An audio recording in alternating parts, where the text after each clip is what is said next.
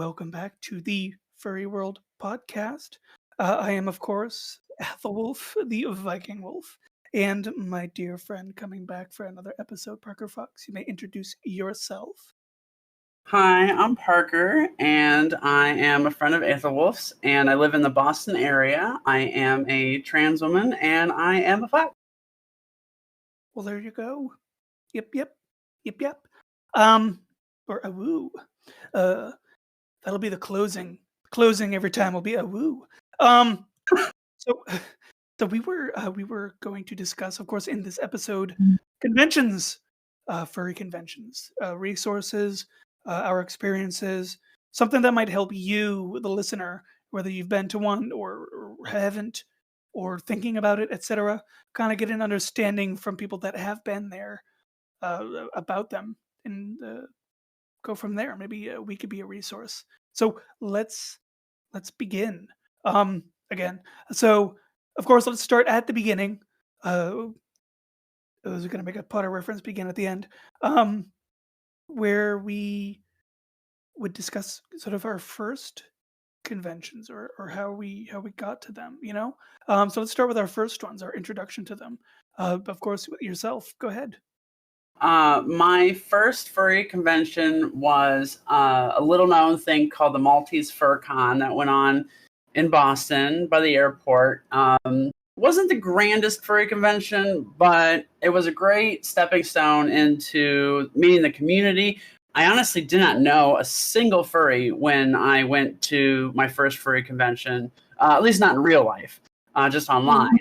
So it was a great way to mingle with a small group of people and to get to know a little bit more about the community before I went to my first real convention, which was Anthro New England, and the first year that happened, shortly thereafter.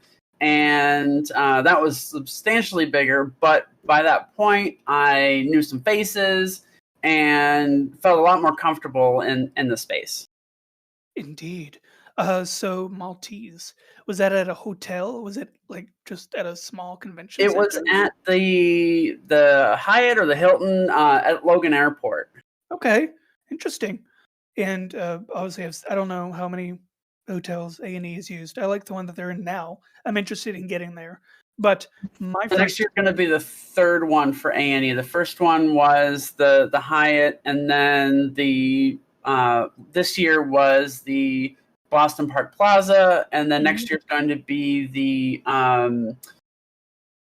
something waterfront seaport. Mm-hmm. I was gonna go to FWA, but their hotel looks like a hollowed out skeleton. Rib cage, and I have a phobia of heights, acrophobia. So that didn't happen. Yeah. Oh my gosh, that hotel.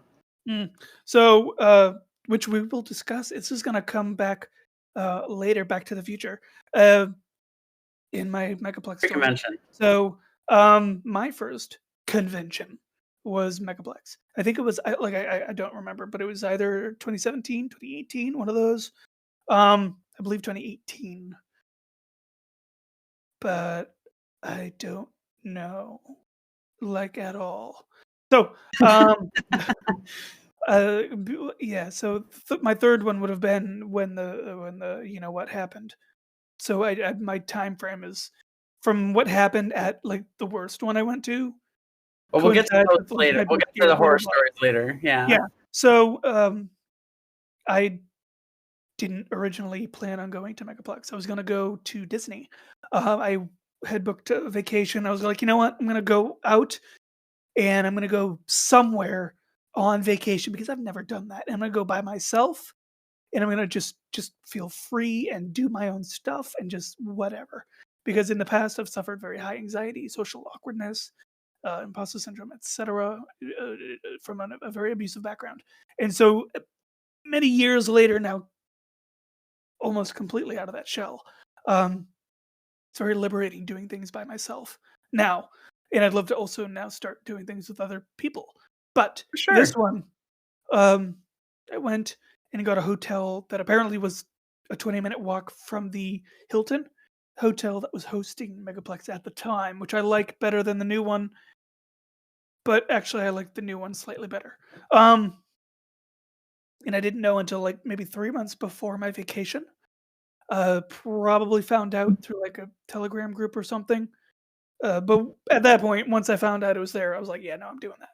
And going to it and doing it by myself and not really knowing anybody, for me was a very freeing experience, very liberating experience. I could sort of like paint a new canvas on this blank piece of paper that's been given to me, For and sure. Yeah. create Like my memories. first furry convention, I was so intimidated, because I didn't think fit in with people and that sort of thing. But it was actually Yeah. it was a great social awakening for me, and I ended up Oh yes. with tons of friends. Oh yeah. I just a quick story. So my and it's a bit inappropriate, so I'm not going to go into details. It's very cheeky, but I got into some rather cheeky Telegram groups regarding the event, and people were trying to host an event but couldn't find a host for the event, and I decided to host the event to sort of get out of that shell and bring people into my room and socialize. And obviously, no go because my hotel room was 20-minute walk from the hotel. But Mm. that was sort of my introduction to the friends that I made that year. At least one of them I'm still in touch with, and he was the very first episode. But it was a great experience to sort of just get in there and create new memories and meet new people and sort of delve into a world that sometimes people don't go into beyond their computers, and is a very very welcoming environment, at least at first. So that was my first Megaplex experience. Previously, I had done Elliot's, which isn't a convention. I think it's more of like a weekend meet, but that's also controversial, I guess. Well, going Uh, back to what you were saying of Telegram groups, I think that's a good segue into talking about like how to set up going to a convention. And yes. So let's very quickly get out of that mess. So for me, obviously, I found out about Megaplex probably from Telegram, the groups, and now that you mentioned, before we do go into our discussion on that, I do want to reference the resource of how people sure, yeah. today can get to conventions. Obviously, you and I, completely different manners. I found it maybe on Telegram. You probably got it into stuff before Telegram, right? I did go to free conventions before Telegram. That was kind of um, going to my first furry convention was kind of the push off point into setting up my furry Twitter and my furry Telegram and even my Discord and going from there and getting into the community that way. But before that, yeah, I had no idea. In fact, Yeah. my first furry convention, my boyfriend at the time found out about it. I don't remember how, but he told me about it and suggested that I go. So yeah, I really had no idea that stuff like these resources exist. Yeah. Well, now they do. And the resource I'm going to reference is furrycons.com. If you go to furrycons.com, it has both US as well as Europe and other places. Uh, every single calendar event for a furry convention that you can find that's currently active. I think all the way to like 1989. But obviously, you want to see what's going on in the world, what might be closest to you, or if you want to travel far or whatever. It'll list every single event starting in January all the way out to December. It gives you a small, maybe slightly inept description, but all the links you need to get into it. Um, for every convention that you could think of, either in Europe or the United States or elsewhere. So that is a great resource. I wish I had back in the day, but it's up there now. Check it out, furrycons.com. And back onto our personal experience, of course. Well, when you find out about something like that, like a furry con, you find out the name of it, you find their Twitter, then you can start following them. You can, get an idea of some of the people that are going and what are some of the events and the atmosphere. And a lot of times they'll have like Telegram groups where you could use those to network and meet new people and maybe find a few faces to meet up with at the FurryCon. So you're not, don't feel so alone. Typically, also, people that tend to hang out in those Telegram groups that are specific to an event, usually long after the event has taken place or before, are locals. People that Oh are yeah. local to that area, and they might be great to get in touch with also to kind of get your bearings. If you want to check out a restaurant or just need help from a local, hopefully they're a good person, and usually they are. Um, a lot of locals tend to stick to those Telegram groups. At least if you're not anywhere near the month it takes place in.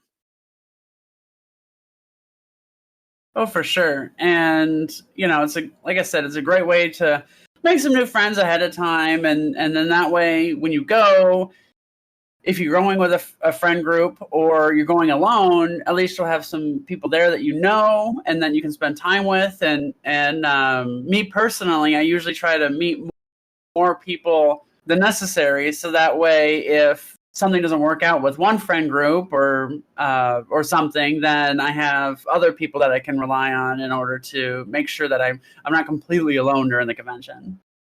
Exactly. Like me myself, I really loved going to Megaplex by myself, having a room to myself. But even still, I like to be a bit of a provider. If someone needs something, I like to be the one that they come to. I've been the person some people have gone to because they needed a room, Mm-hmm. so I let them stay in my room, um, free of charge. But that's me. I'm weird. If you're just trying to crash, just come in and crash. That Sometimes you kind of find thing. friends like that. But if you're a social butterfly and you want 10,000 people in your room, there you go. Find a place. Sleep But on the walls, make a cocoon. whatever you do, don't go to a furry convention expecting someone to let you room with them because that's a recipe for a bad time. Really Yeah, have your plans set before you go because otherwise you could end up stranded and you really wouldn't want that and you really don't want to have to rely on other people for that sort of thing, especially if you're not going to offer anything. That's just yeah, that's not cool. yeah. But In terms of getting to a convention, if you can't afford it, don't do it. And if exactly. you're just going to show up and hope things work out, it's probably not the best for you.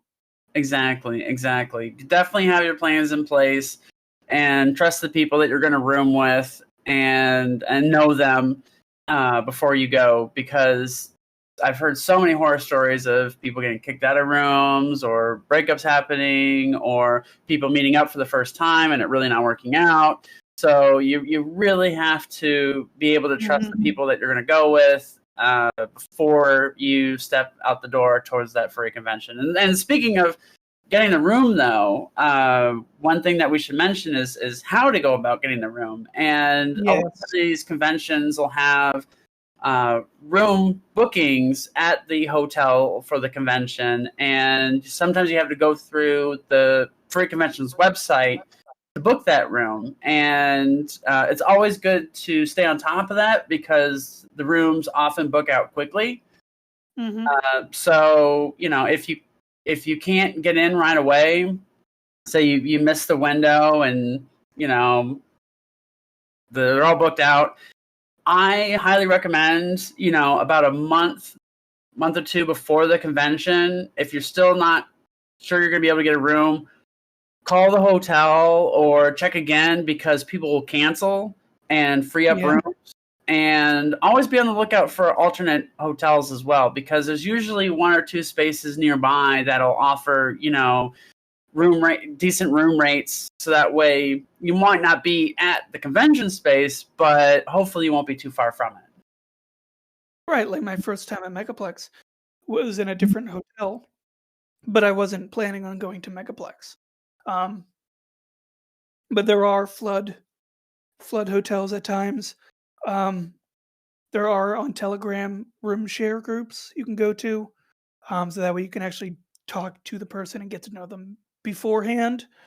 Um, Ride share as well. But definitely at the least you want to plan out your room before you get there, and unless you're local. If you're local, I know some locals at FWA that are just gonna drive because they're like either a walk or a very short drive away. That's cool. But if you have no place to stay, then you definitely need Telegram. Uh, get into a room share for that convention, or good luck. But yeah, But like I said, definitely try actually, sorry, I should also mention before I just cast everyone into the to. Sarlacc pit. Um, obviously, I got a hotel that wasn't part of the convention, so that should also suggest, this upcoming Megaplex, they're not going to have the suites like they did last year or the year before and the year before that. Oh no, they didn't have it at the Hilton, but you know what I mean. Um, at the two where they got the new hotel, the Caribe. Uh, if you really want a suite, you're just gonna have to go through the hotel. Sometimes, if you really want to go and you have the money to get there, but the actual con rooms are sold out, the hotel is still booking. Uh, Mhm. they're not using up all of the hotel space. The Right. hotel gives basically the people that are putting the convention on an allotted number of rooms that they may use, because people, normies, if you will, uh, still have their scheduled bookings. If it's in Florida, people still going to Orlando, SeaWorld, and Disney, and we're not going to stop them. So, like this upcoming Megaplex, all of the suites are off limits to the convention booking, which means if you want a suite, you're going to have to do it through the hotel. They're still available, but it's through the hotel, and you're going to probably be paying more. So expect that, but there's always an outlet for you other than showing up and hoping that someone eventually says like, "Hey, weird homeless fox person in a disheveled suit, you want to hang out in my room and do weird things for your time here?" Oh no, Yeah, don't end up being that no. person. I've seen that person. Don't be that person. Definitely don't be that person. But also, still make sure that you plan that out with the hotel beforehand, because I've seen people show up to the hotel the day of and, well, they're sold out. They're always going to be Mhm. typically sold out the day of. Yeah, So definitely try to have your room in place, a month or two before, and yeah. that sort of thing. And Keep it. personally, from my experience, I like to go as soon as possible and leave as late as possible. Yeah, So I like to go, like for TFF, I just went to TFF. We flew down Wednesday night for the con starting on Thursday. So that way we had plenty of time to, acclimate to the time zone and get our stuff set up and find our friends and, and just chill before the con even started. And then I booked the room through Monday night, even though our flight wasn't until, our flight was a Monday evening. So that meant that we could stay in the room with our stuff until we had to leave to the airport. We didn't have to find somewhere to ditch our things, check out is at noon. So we were able to just yeah, keep our things in the room until it was time to go to the airport. And, it just made everything so less stressful than it needed to be. So if you have the means to do it, I highly recommend doing it that way. Don't just yeah, you fly down Saturday or Friday or Saturday in the middle of the con. It's going to be too wild, too quick, at least in my opinion. And then you're gone before you know it. And just alleviating as much uncertainties as possible is definitely the way I like to travel.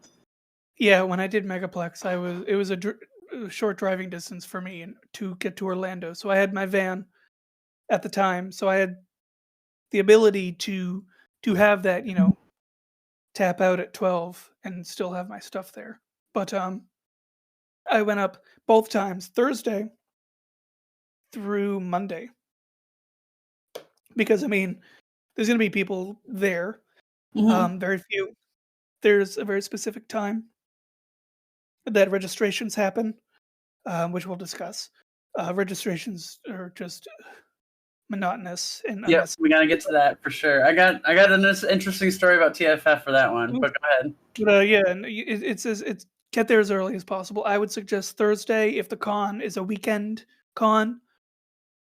Plan yourself a Thursday through Monday trip, because for me, at the least, if I'm doing something, if I'm going somewhere, even visiting friends, I like to have the next day off.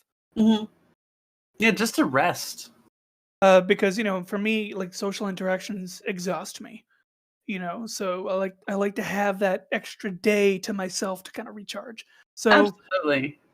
book yourself your work or family or whatever, book yourself enough time to enjoy the convention, but also get back home, get to the convention, and then also have your time, because you don't want to leave the convention and immediately have to go to work. Um, but let's get into registration. You had said you had a story. Yes. So, like you said, registration can be crazy whether you pre-reg or not. Some conventions handle it better than others. With A&E this year, we had to register online. Even if you didn't pre-register, you would still have to register online while you're in the line for registration. So that way, when you got up to the registration desk, all you had to do is pay. Or no, actually, you paid online. Sorry. All you had to do was just say your name, show your ID, got your badge, and you're done. So it actually went really fast, and it was quite efficient, to be honest, simply handling it that way. We had a lot of people there that convention, so I did not pre-register, so I was in line for maybe, I want to say 20 minutes, 30 minutes on Saturday, and it wasn't too bad. Mhm. But at TFF, though, they handled it quite the opposite. So at TFF, they did not have that online component, or at least they weren't telling people about that online component in the line. So the line itself, at most, was about 5 hours long. Oh, And most people had to stay in that line for a long time. And the way they handled it is all your pre-reg and super sponsors and all that stuff, they got in line Thursday night, and they were even in line for an hour or two. And the next day, Friday, it was everybody. Didn't matter if you pre-reg, didn't matter if you were super sponsor, you still had to stay in the exact same line for however many hours they made you stay in that line. And it was ridiculous. There were so many people in that line that it just standing in line to register con. yeah. And from there, they would just lead people in groups to the registration room where you would pay in person. And if they had just done it so you could pay online ahead, like while you're in the line, like A&E did, it would have been so much better. It would have been so much more efficient. It would have gone so much faster, but they just didn't. And Want to know an I, even more efficient way that convention should do this? well, real quick, Yeah. when I went, I did not do any of the online component while I was in the line or anything. And so when I got to the registration room, I still had to step aside and use a computer terminal to register online and do all that stuff, but I couldn't pay at that computer. I still had to get in the line to pay, and it was just so poorly done. And they could have done Yeah. a better job, especially since the con is not new. So I was really surprised, and everybody was really disappointed with how they handled that. And Yeah. they say that I don't remember what the estimated number of attendees were registered, but I guarantee there were so many more people there than that because people just gave up on trying to register. Mm. Yeah, It's a the shame. first Megaplex. I mean, Megaplex for me was perfectly fine registering, because, like I said, I showed up on Thursday. Um, they were very disrespectful on the second Megaplex, though. Now I know they have a staff change. I don't know if that's good or bad, though, but we'll find out. We're not going to get into that. But my suggestion for conventions to make this a much more efficient, if not invisible, problem mail out those registrations. Mail them out. Why are we coming to a line to get a card that we already paid for? Exactly. Why do we have to go to a line to, especially for people that are pre-regged at the least? Give the people that have pre-registered online their cards, their IDs, their lanyards, whatever, in the mail. Hmm. So that way we don't even have to get in line. The second Megaplex, like I said, efficient. They were efficient, at least for me, because I was there Thursday. Friday was a whole issue, but I didn't have to deal with that. Even if you were a super sponsor, you were probably in line for a couple hours because there's a lot of people that want to be super sponsors. A lot of people that just showed up. Yep. Just mail it out. Literally, just mail it out. At this point, oh my goodness, just maybe just email us an ID for our phone and ask us to show the ID on our phone. Or I know so- that could cause some issues with people trading pictures, so maybe not. But you know what I'm trying to say. Make it more efficient. Yeah. by giving it to us before the convention even happens. I've been to much bigger conventions. For instance, I was just at the Penny Arcade Expo last weekend, and for that, you registered and paid online. They mailed you the badge, and I literally spent 5 minutes in line getting into this convention of tens of thousands of people on Saturday, and so it was just so much more efficient. And so what if I didn't have my name on my badge? Like, I just went in, and it just made the con experience that much better for it. And Anime Boston is another one I like to go to every year. And that one, they don't mail you your badge, but then when you go, they make you register online while you're in the line if you haven't done it already. And then once you're registered, you get to go through the fast lane. And then they have about 20 different booths where you just show them your phone, they print out your badge, and there you go. And to your point, with like sharing the IDs and everything, each thing just has like a QR code or something. And then so once they print it out once, you can't print it out again. Mm-hmm. There are ways of personalizing that. So I mean, I think that is something we need to be doing, is mailing those out to the pre-reggers, because It will make so much more sense. Why? Right? So, granted, I've never had issues registering or getting my IDs or anything like that. I just think it's just an easy problem to solve by doing that. It is solve, but it's something that I don't know. I don't know why they don't think of these things. I don't know. Well, I mean, some people just don't think of things at the time until later on. But for me, it takes a while to come around to things. So, you're at a convention now. You've waited 5 hours for your little plastic ID that says you're at a convention now. But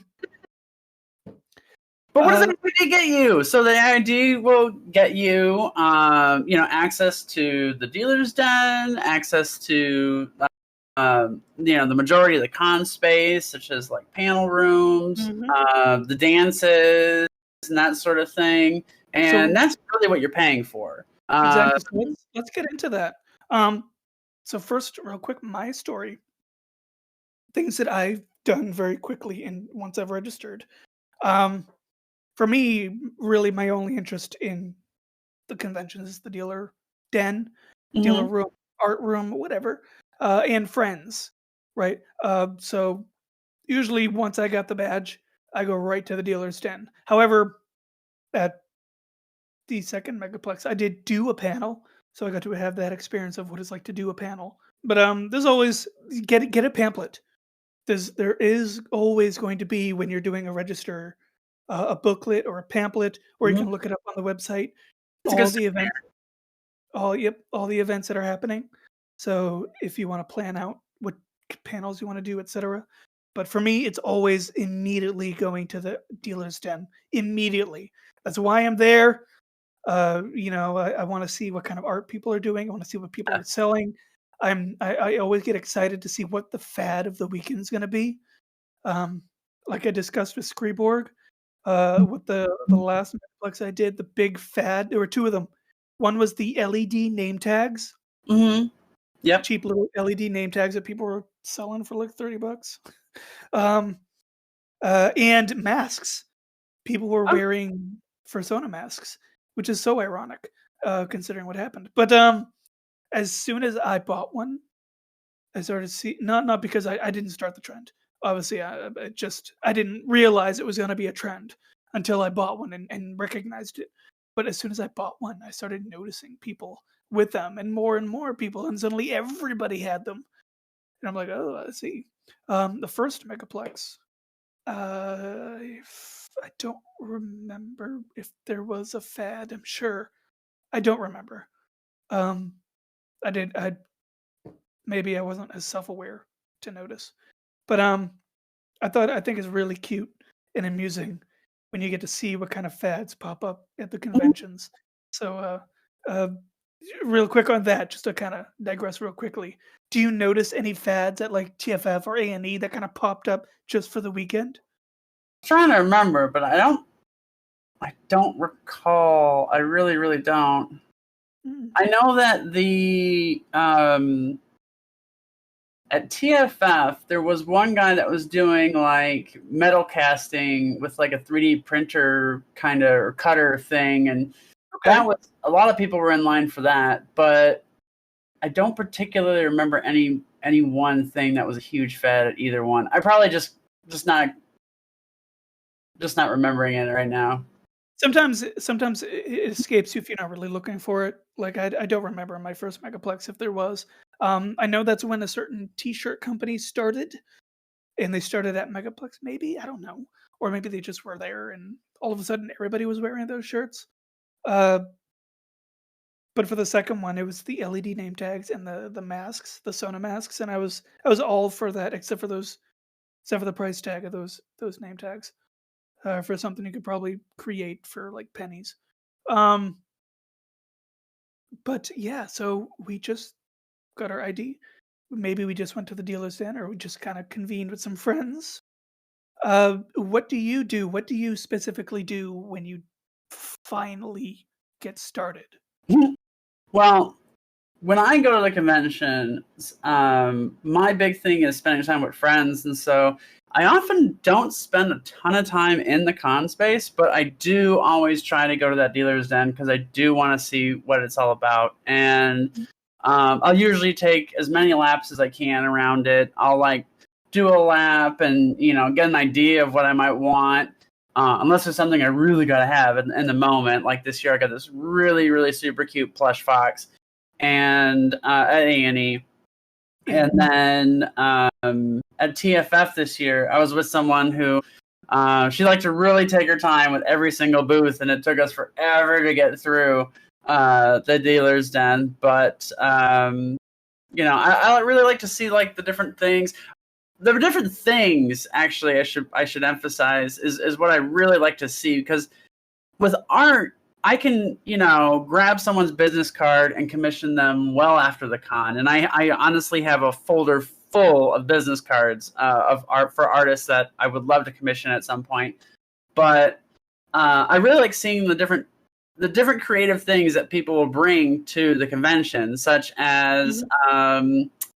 like there was a really great group that I saw at A&E and TFF. They had these really cute badges that said they had like a theme, and then it would say like nerd underneath it. I got an Owl House nerd because Yes, Owl yes. So that House, I remember. and That I remember. so I got that and this really cute badge thing, um, and so like that was a really neat deal. And then there was, like I said, there was the guy doing the metal casting, and then there was um, someone that had like a whole bunch of different LED things. And it was really neat to see the different creative things that people put together and bring to the cons, because that's to me that's what really makes people stand out. And when it's just someone with a table with their art, I mean, it's great. It's a great way to showcase their art, but it's not always something I want to walk home with. Mhm. I really, I really want that, unique thing to bring home with me. Yeah, yeah. I remember those little tags. That was the one from the first Megaplex I noticed. Everyone was wearing those. I bought like 4 of them. They were only $5 at the time. Oh yeah. Um, oh yeah, so my first Megaplex, I didn't really get a bearing. So obviously Dio's 10, et cetera, et cetera. Second time around, I definitely kind of zigzagged to as many friends as possible, get as much alone time as I could with them. Although my second Megaplex was not the best experience. Um, so I feel like I was definitely robbed of some personal time with certain people, but uh, definitely love, for me at least, I love kind of checking out the hotel actually. So I like seeing what kind of restaurants are in the hotel. I like kind of getting the space. When I first did Megaplex at the Hilton, I was lost until the last day. I had no clue where anything was. Oh So jeez. I didn't know. I had never been to a convention, never been to a Hilton, and I had no clue. Like I was lucky to find anything. Um, Second time around, the Caribe is so well put together. I really love that hotel. I like the Hilton's more grounded layout, I guess. But I like that the Caribe isn't like FWA, where it's a rib cage. But the suites, unfortunately, are, and I really don't appreciate that because like I said, I have acrophobia. Um, I was so worried about having like a rib cage hotel that I kept bugging the hotel in advance, making sure to get a first floor room. Mm. Uh, and then when I get there, I find out every single room is a sealed in floor, and I'm like, I feel so bad. Uh, but the suites were like high towers, and I would not have survived that at all. My very first panic attack was at first Megaplex because the hotel I chose that I didn't look into before I went to was a ribcage hotel. Where what I mean by that is it's hollow inside. The rooms are kind of like the walls, and then you get this giant open space that's like a tower Hmm. instead of actual floors like a real hotel should be. So they're like, "Oh yeah, you're on the second floor." I'm like, "Okay, it's not an issue." But the second floor is like 2 trees high, and there's like a Willy Wonka glass elevator, and I'm like, "This is not gonna work."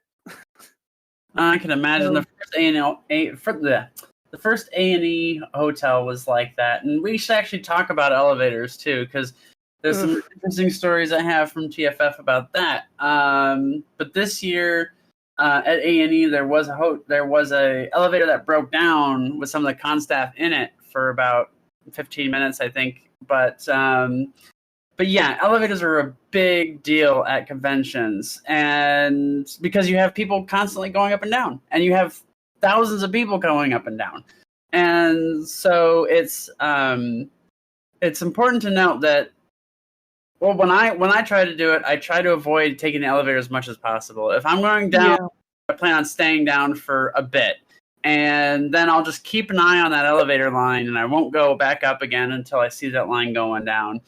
At TFF this year, though, they had a very interesting layout with that hotel because the rooms, all the con floors were separated into different towers, which in the idea of it makes sense because that way you don't have everyone going up the same set of elevators. You only have about 2 floors of people going up in each individual set of 4 elevators, which was great.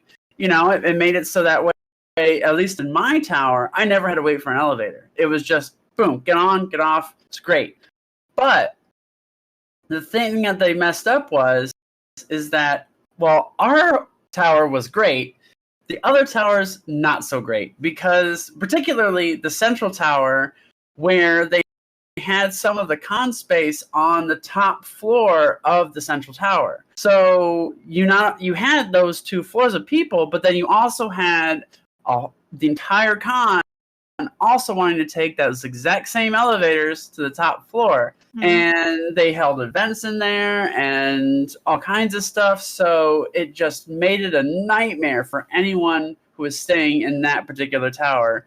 And then And I guess there was another tower that supposedly was worse, but it was crazy. And so, pro tip, if you're going to TFF and they're doing it again at, I think it was the Sheridan, definitely make sure that you get in the North Tower. Get in that North Tower.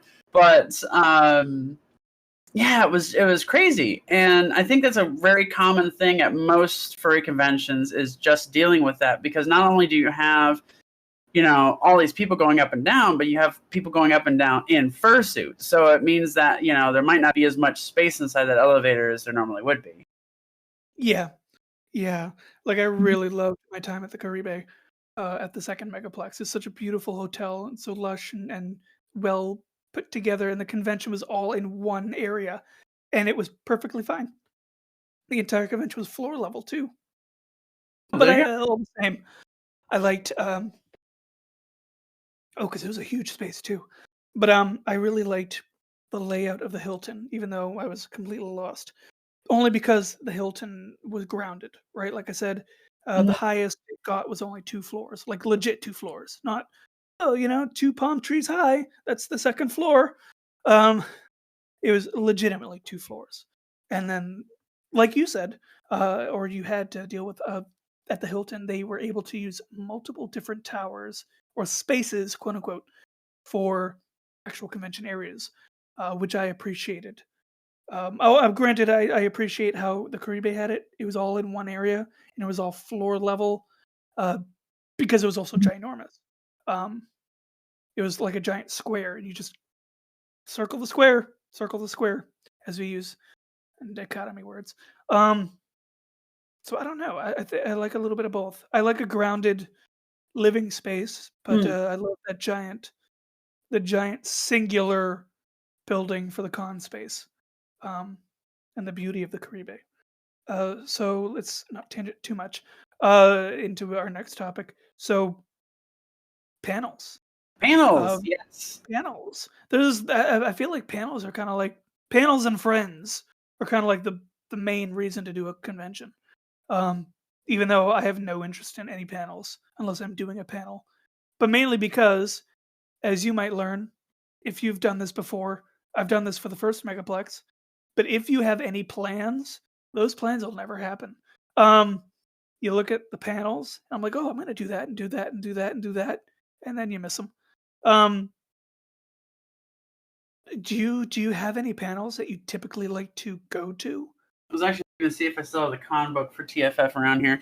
Um, for me personally, I also don't go to a lot of panels, but it's not because I don't want to. It's just because I never have time to. I never seem to be able to commit to, okay, I'm going to be here at this time at this, at this place. But there are a lot of good panels out there. I will say, there's panels on different parts of the fandom. There's different panels on, making your first suit, panels on, drawing. There's panels on furry IT people. There's a lot of group gatherings, like furry IT or furries in the military or furries, that are Mhm. emergency services. And those are a great way to meet people. There's a very common one now is a trans resource panel. Of course, don't do anything that your doctor doesn't say is a good idea. But yeah, there's trans resource panels. And then my panel was often a big draw. My panel, and feel free to steal this idea. Just if if you can, give me credit, or at least let me know that you did it. But my panel was make me a fursona. And so the idea behind it was that if you needed a new fursona or just didn't have one, you would go to this panel and you would sign up. And then going down the sign up list, because it's first come, first serve, you would go up and give an explanation of what your idea for a fursona is, whether it's a lot of detail or little. You can just blurt it all out. Give a species, give a theme, give a colors, whatever. and then you had we had a panel of 3 artists, and the artists were typically comparable in terms of skill, but they would all have different art styles, and they would sketch out as quick as possible, maybe 4 or 5 minutes, their interpretation of what you just said. And so after they all have their sketches done, you would take a look and see which one you like the best. And that one, you then will commission the artist for at least like a $35 badge. But I think in almost every situation, everyone wanted a full-on ref sheet of what the artist ended up making for them.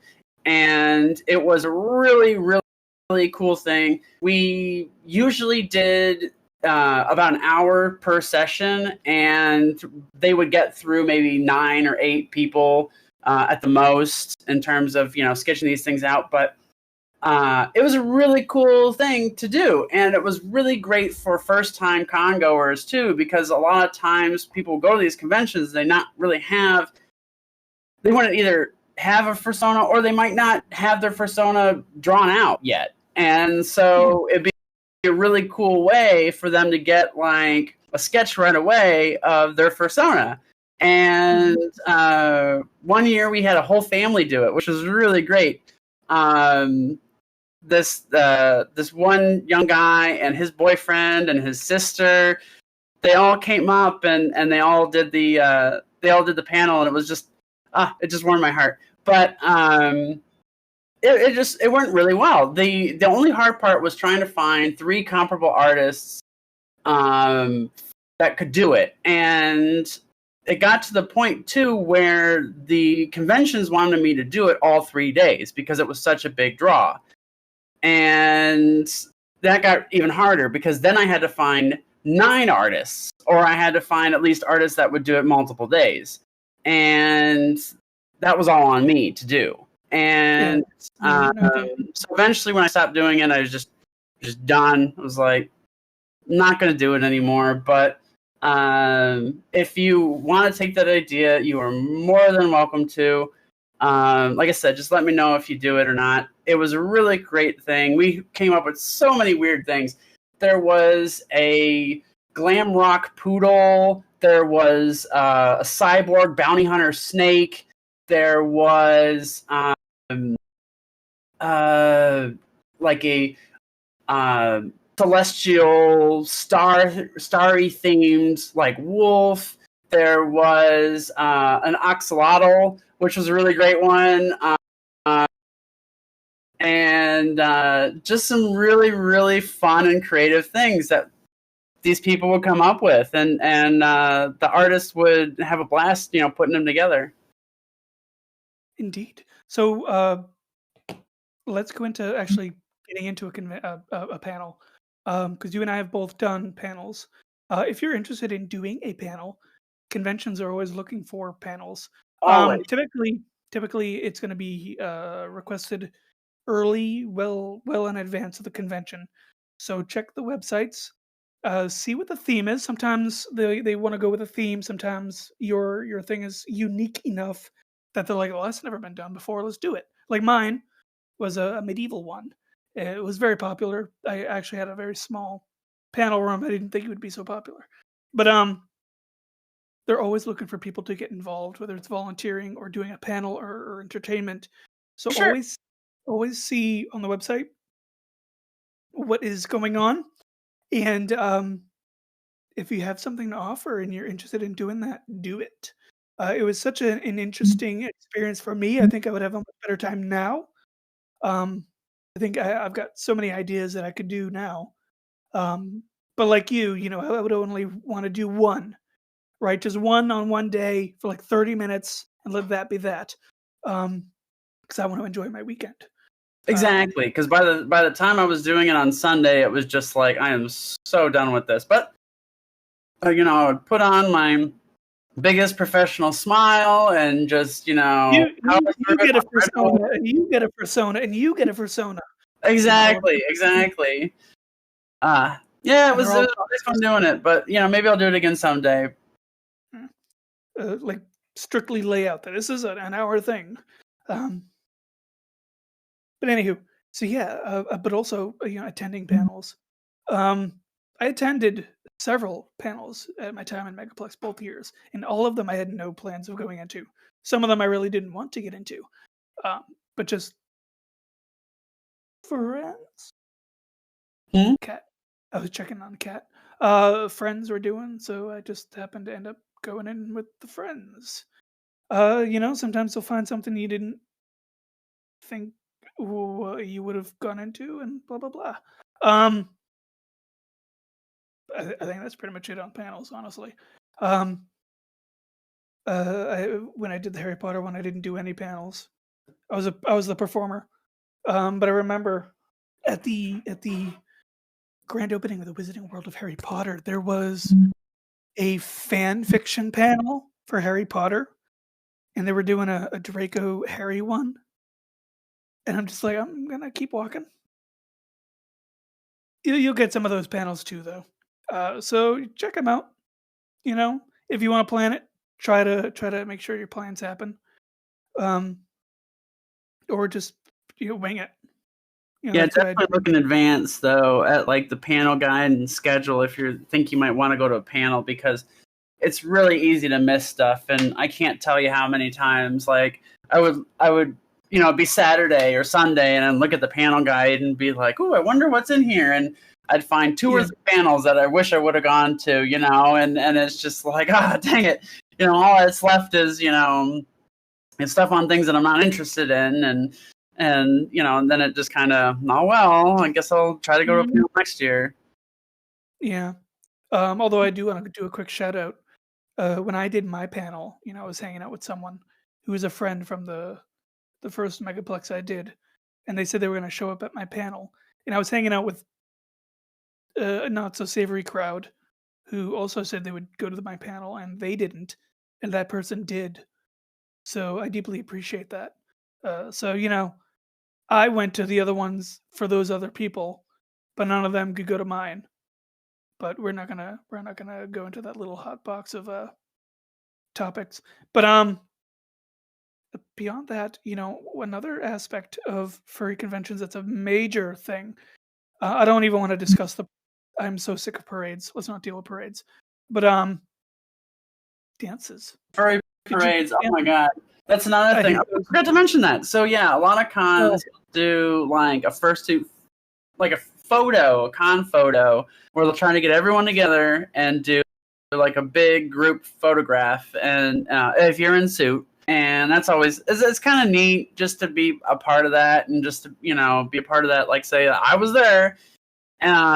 See, that's me, like that little tiny face, in the corner there. That's me, kind of thing. But yeah, then that usually leads directly into the furry parade where people just literally do that. They just walk, down a parade. And this year was actually kind of funny because Anthem New England is held in February, late February, early March. And in Boston, that's usually a cold time of year, frigid.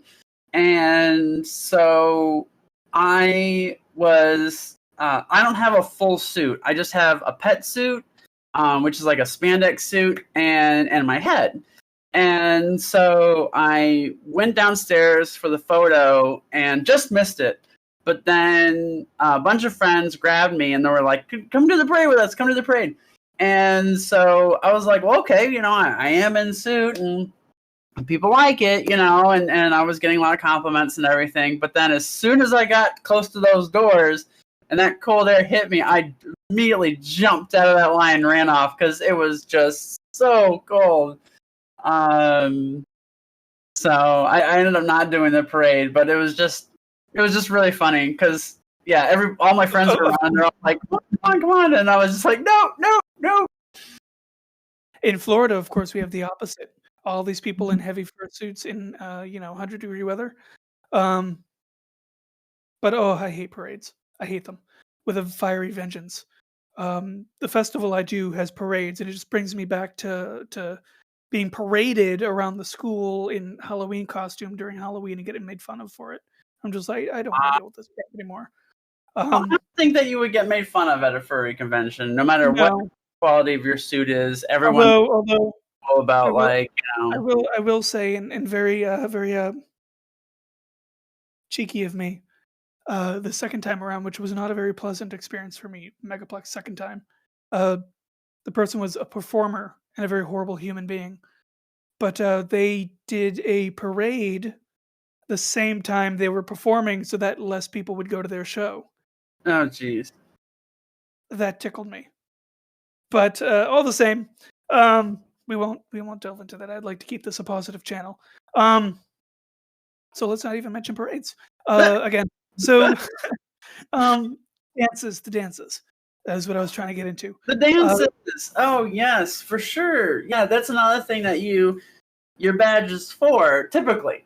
They always check badges, for every fursuit rave, every mhm. fursuit party or whatever, but like it's it's typical for them to do that. In the past, I've gone to a few and had a great time, and the one at A&E this year was really good, and it has some great DJs, and I knew a bunch of them, and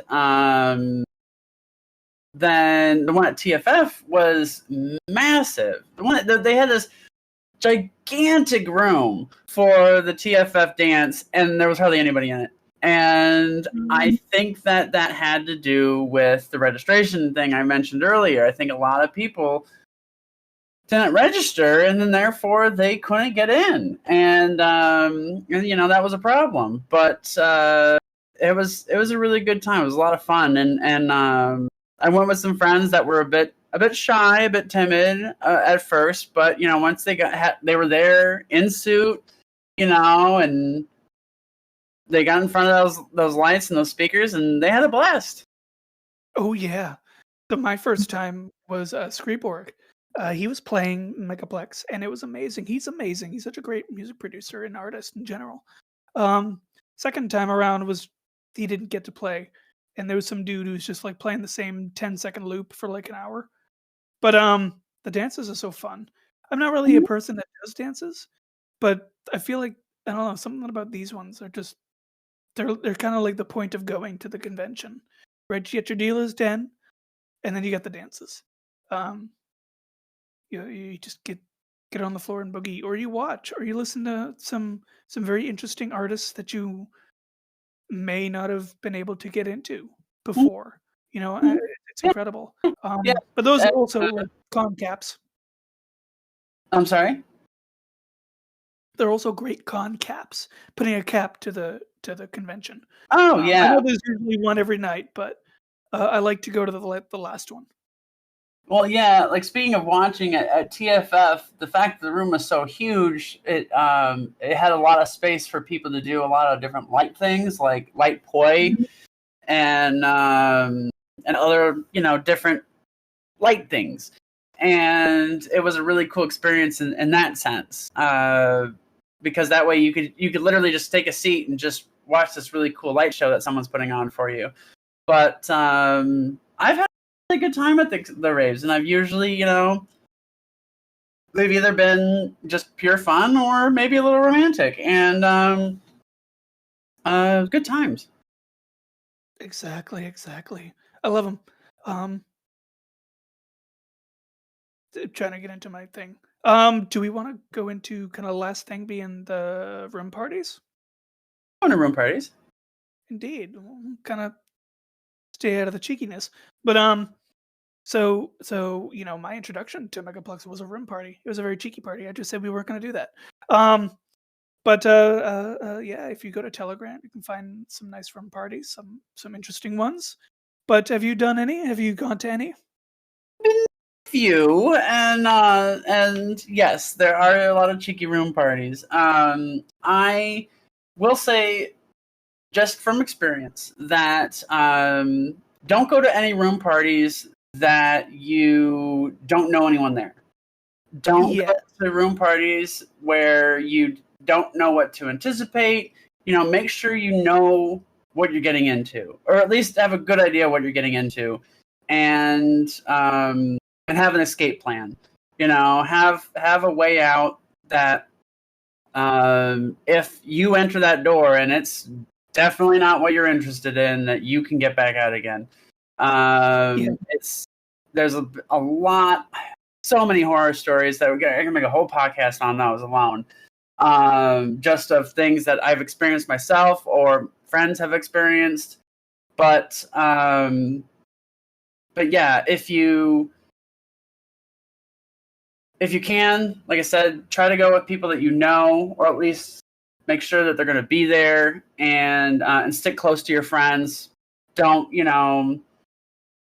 wander off and that sort of thing. Sorry, I'm kind of like rambling a little bit. I didn't really have like these thoughts organized very well, but Um, to quickly delve in.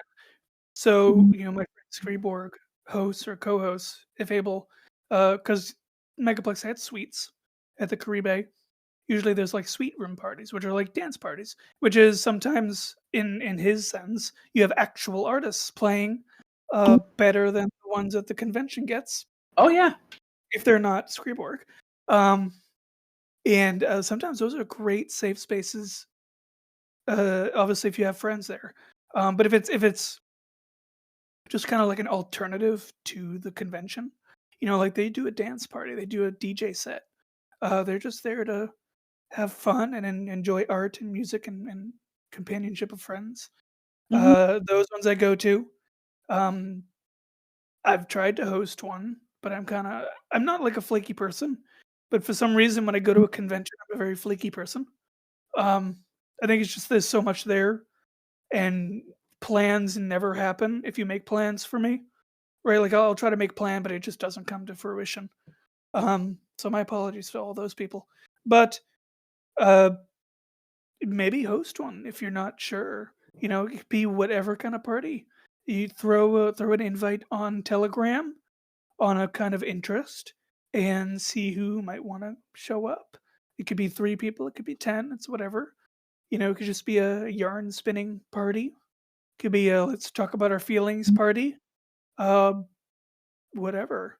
You don't just feel like you're secluded to panels and dances and this and that. Sometimes a room party is a great way to test the waters with socializing as well as putting an idea across that maybe in the future you want to expand on as a panel or something else.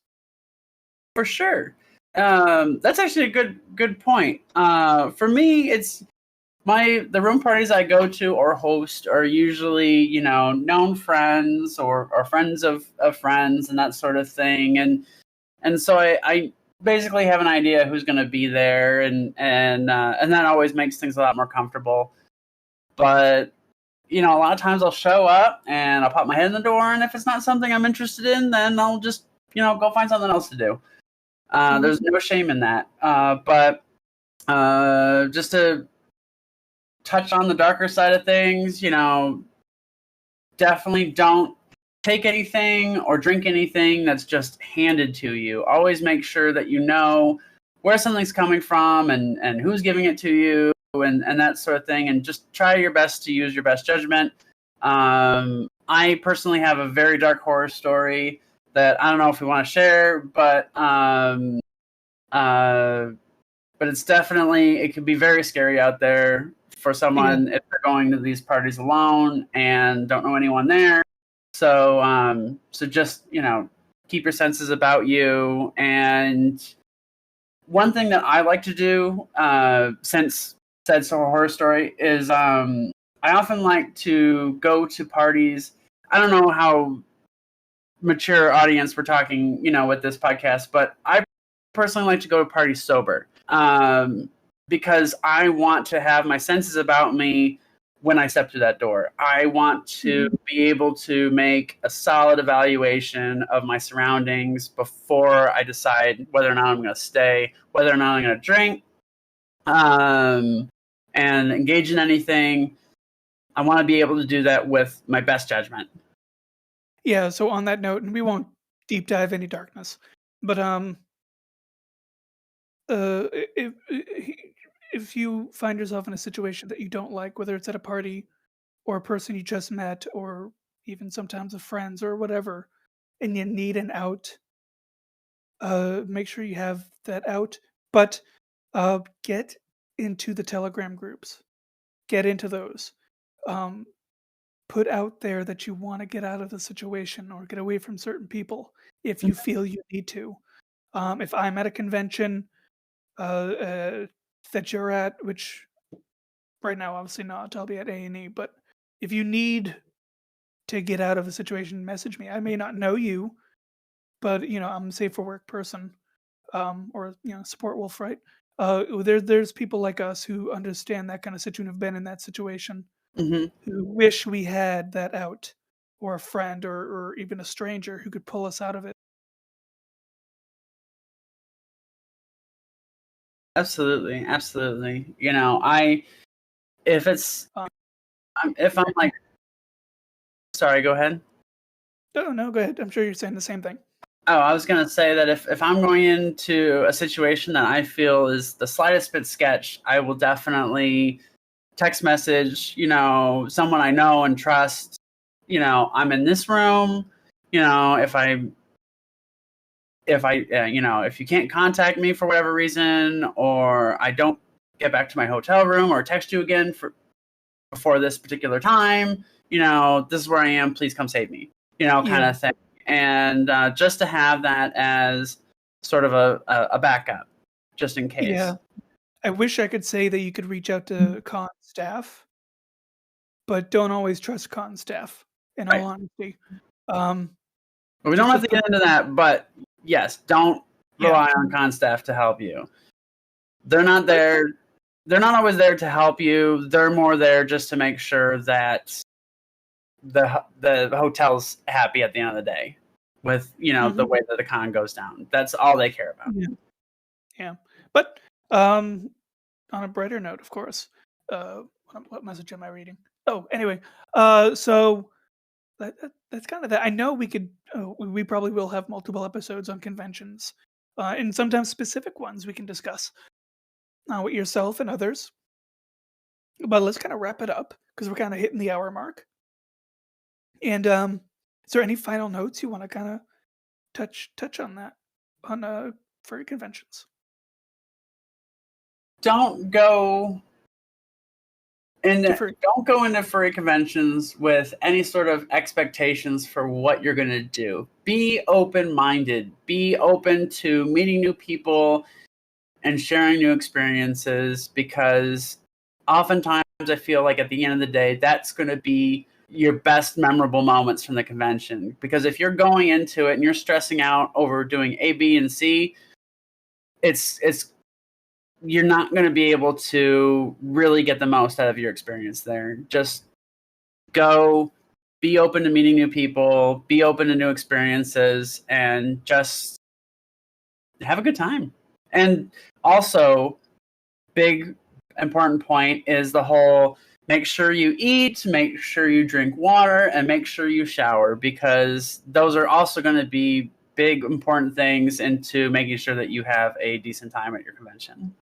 Indeed, what do we call them? Musky huskies. Yeah, don't do that. uh, so yeah. So anyway, moving on from that. So yeah, I don't really have much else to put in other than if you're interested, do it. But that's that for this episode of the Furry World podcast. We'll Oh, see also you be sure to let us know which cons you go to. down below on the description, beyond the description, and yeah, that'll be that. Uh, thank you, Parker. Again, you're going to be a multi-time guest here in this end of the month podcast here. I hope so. Indeed. I, of course, am Viking. I am Aethelwulf, the Viking Wolf. I've been Parker. You can find me on Twitter at Parker Fox Girl, and feel free to hit me up anytime you want, and I'd be happy to talk about cons and whatever else. Indeed, indeed. Well, that is that. Enjoy your night, Parker. I will try to enjoy mine, and we will start a tradition of leaving out each episode with an awoo. So awoo. Oh.